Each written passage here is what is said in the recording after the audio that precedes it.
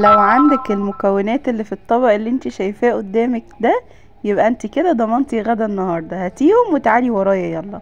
هاتي معايا بصلايه متوسطه وبطاطسايه وطماطمايه وجزرايه، ومعايا كمان فصين من الثوم، وهننزل عليهم بكوبايه من العدس ويكون مغسول كويس لحد ما الميه بتاعته تكون رايقه خالص ومعلهاش اي عقاره. وهننزل كمان بمكعبين من المرقه، ويا سلام بقى لو عندك شوية شوربة فراخ او شوربة لحمة، انزلي كمان بكوباية كده او كوبايتين كبار على المية اللي احنا بنسلق فيها الكوكتيل ده كله. وهنغطي عليهم لحد ما الخليط ده معانا او العدس بتاعنا كل مكوناته تستوي. طبعا بنهدي النار على نار هادية، لان العدس الاصفر من الحاجات اللي بتفور. طبعا ده وقته جدا، بما ان الجو بقى خلاص الصيف خلاص بدأ يروح والجو بدأ يسقع. بعد ما العدس بتاعنا يبرد، هاخد المكونات دي واضربها في الخلاط، وانا مش بصفيه، انا بضرب واحط بقى ايه في بولة او في حلة كده على جنب.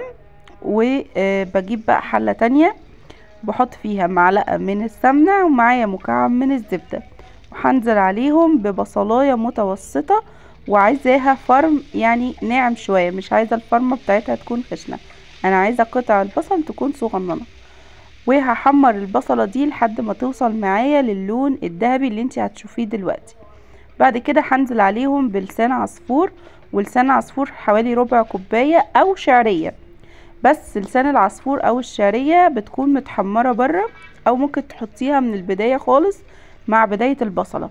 بس لسان العصفور اللي انا نزلت بيها دي انا كنت محمصاها بره. انا بستخدم طاسة تيفال بحمص فيها لسان العصفور من غير ما استخدم اي دهون، بحمصها كده على الجاف يعني من غير ما استخدم، واحطها في برطمان واشيلها بقى للاستخدام بقى شوربة لسان عصفور او مكرونة مثلا مفلفلة بالخضار زي اللي عملتها معاكم قبل كده. بس كده مش هطول معاكم بقى في حته لسان عصفور. هننزل بالعدس على لسان العصفور والبصله والبهارات بتاعتي، ملح وفلفل اسود وكمون وشطه وكركم على كاري وكزبره ناشفه. وطبعا المكعب المرقه احنا كنا حاطينه في الاول خلاص، فمش هنزود مرقه تاني. عايزه اقول لكم ان المرحله دي كمان مهم فيها جدا ان احنا التقليب المستمر، لان لسان العصفور بترقد تحت والنشا بتطلع النشا اللي فيها وممكن تلزق او تشيط في قعر الحله.